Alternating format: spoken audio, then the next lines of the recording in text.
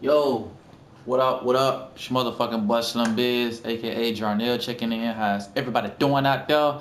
You know what I mean? I'm always dropping videos where I'm constantly bashing on religion and things of that nature. This one is gonna be a little bit different. I'm gonna get onto the steak and potatoes of the whole ordeal of why we at the state that we are right now, and that's this fucking judicial system. That's this law. That's these beasts. I'm finna get on their ass. Y'all thought that I was gonna let these motherfuckers ride this whole entire year without me really getting on their ass? Nah, man. I'm all about liberating the people all the way around. That is what makes me conscious. Consciousness is you knowing everything that goes around you at all given times. It's not just religion. It's everything, man. I study everything, even when it comes down to law. So, with that being stated, let's get straight into it. You know what I'm saying? Y'all know I don't be bullshitting out here. Y'all know I keep shit a buck. I don't be playing with this shit. Here we go. Alright. Now, in 1973, there was a scientific European scholar that came out with the disposition through his research that 86% of Europeans and Caucasians are what you would call claustrophobic. You know what I mean? The reason why they came out with them being claustrophobic or whatever is because at that time when Caucasians were getting arrested, it was a higher rate far as them committing suicide inside of prisons and jails and shit like that. Like they literally was like killing themselves, you know what I'm saying, or whack the fuck out. You know what I mean? You know why? We're talking about DNA and genetics here.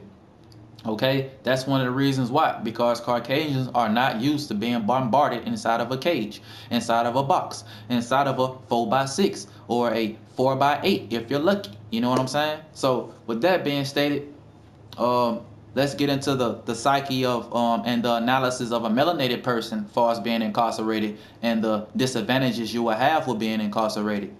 All right, we know that melanated people are condensed sunlight. We are children of the sun, and we operate around the sun. The cosmos deal with us through the sun and the universe. Okay, now when you are bombarded, because one way you can hold energy and trap energy is in what? A prism. A prism is a way that you hold and conduct energy. It's a conductor to hold energy. A prism, something that holds energy. A box figure, a prism. Now, with the modern day reality around us, the way you hold energy is in a box. You put a melanated person in a box, and we are electric beings. We are children of the sun. We correspond and deal naturally with the universe. If you put us in a box, we cannot have no outlet to communicate with the cosmos, the universe, nor intake or exchange a connection with the universe. There's no way when you are, because prison is catalytic to prism. Okay, again, the term prison is catalytic to the term prism, meaning you can hold and bombard energy. Okay, so with that being stated, if you ever been to a jail and you ever seen a European or a white person or whatever you want to call them in intake or whatever, or inside the holding tank, what they doing? They constantly on the phone, bro. They pacing back and forth and shit.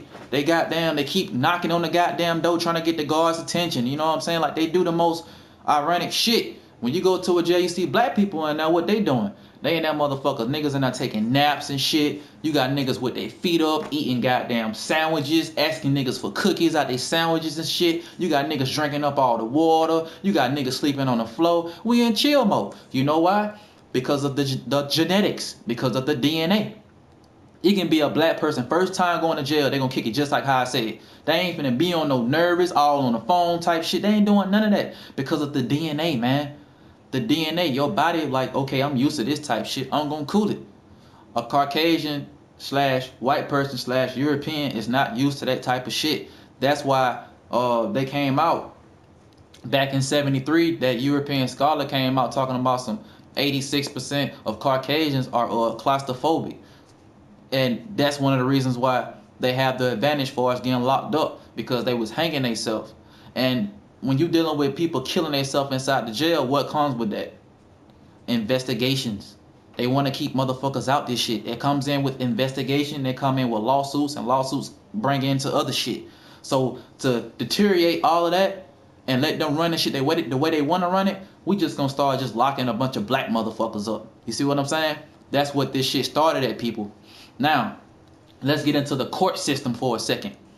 Alright, when you go to court and you see your judge, and your judge got them flags behind them, right? And those flags got these yellow flanges on them, right? That's that's international court, bro. International court is basically like law up under the Europeans, like far as foreign law. United States, aka America, have their own jurisdiction far as law. Black people need to know this information right here. Alright, when you go to court and you standing in front of a judge or whatever fuck it may be, because it really ain't even a judge, it's probably some Mason motherfucker, you know what I mean? And you see those flags behind them and shit like that with those yellow flanges on them, that is motherfucking international law, which is foreign law. Alright? So this is what you do in that type of situation when you go to court. I don't give a fuck if you got a goddamn a traffic ticket. I do it all the time. I beat my shit, bro. Ask anybody, they'll tell you. And I get my money back. But for my time, I ain't gotta put no money out. Just for my time, I get paid for my time, for y'all wasting my time. But this is what you do in that type of situation. What you would do is you would go to court. And they gonna do, the first thing they do is what you call it? They call it a calendar call, right? Where they run the calendar, they call names, they ask you to stand up. If you one of those persons that sit here and you stand up when they call your name, you have just made an obligation to fall within their jurisdiction. Now, what you do is when they do calendar call and they call names, you sit there. Then the judge gonna say this: is there anyone name I didn't call? That is when you raise your hand. And they're gonna be like, okay, sir, what's your name? I say, my name is Jarnell Ellis up on the UCC 1-308. That's what you tell them. Because Jarnell Ellis, because it's gonna be wrote Jarnell, all caps, last name Ellis, all caps, versus the state of Georgia, all caps, which is the straw man. Now, me as a person, as a soul, as an individual, my name is spelled Jarnell, first letter capital, rest of it lowercase. Last name, first letter is capital, rest of it lowercase. That's me as a soul, as a person, as an individual. When my name is spelled in all caps, that is a corporation. So by me agreeing to the straw man by saying, yeah, I'm here, and raising my hand on account of that person, that's you automatically step into the jurisdiction. So you state your name is, you say sir or ma'am, because there's no fucking honor. It ain't no your honor. You say my honor, or you say sir or ma'am. Once you do that, you automatically change roles. You become the judge, because they know that what they're doing is unlawful. So once you say sir or ma'am, and my name is Jarnell Ellis on the UCC 1-308, they automatically know not to fuck with you, number one. So if they choose to want to keep fucking with you, that's when you hit them with the, you don't put in no plea and none of that shit. You don't sign no papers and none of that shit either. Because that's you. It's two different type of contracts, people. You have verbal contracts and you got written contracts. Once you stand up and say, hey, yeah, my name is this, that is a verbal agreement, a verbal contract that you have made a subscription to agreeing to. So it's two different kind of contracts. There are verbal contracts because everything is recorded in court. You have a verbal contract and you have a written contract. So they get you in so many ways, but you got to know how to maneuver around their jurisdiction. So now with the verbal contract, me standing up and not agreeing, that's me killing it automatically. So I'm going to change the roles. I'm going to switch this shit up just by doing that. And I address them as sir or ma'am, or I say my honor. You know what I mean? I don't call them your honor, because 9 times out of 10, that judge is not even a real motherfucking judge. It's probably some Mason motherfucker, bro. Just being real with you, who studied some wet fake ass law. But all it is about money. So once you do that, the next step is you say sir or ma'am. Are you under oath? And of course they will say yeah. And you say sir or ma'am, are you and the people of this court are obligated to uphold your oath? They will answer the question sir or ma'am. I mean, they will answer the question yes or whatever. You know what I'm saying? Then with that, after that, you ask. No, you don't ask. You demand and say, I request that I come to court under common law court. Again, you do those two things, and your last thing that you do is you demand that you request, or you demand that you are presented to represent yourself in common law court.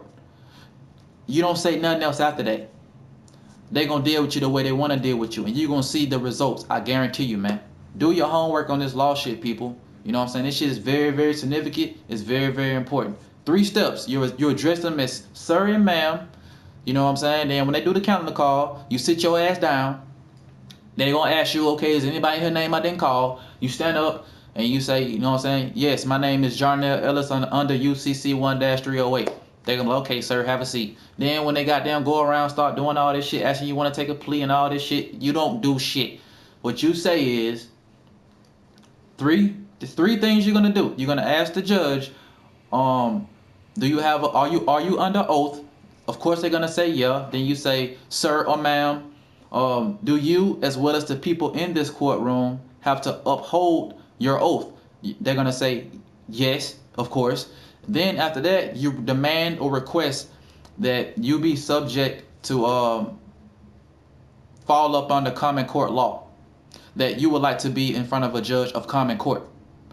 Watch how them fuckers deal with your ass, bro. They gonna either dismiss your shit, you're gonna either be the last one, they gonna probably reschedule your court date, and then you'll end up being the last one. Cause they like to keep this shit away from people, man. When you do shit like this, they'll send everybody ass on their way. Yeah, give his ass probation, lock his ass up. You'll be the last one in the courtroom they deal with, and they'll finally dismiss your motherfucking case because they don't want everybody to see that type of shit. This is real here, y'all. This is real facts. But that's just a little bit of something I know on law.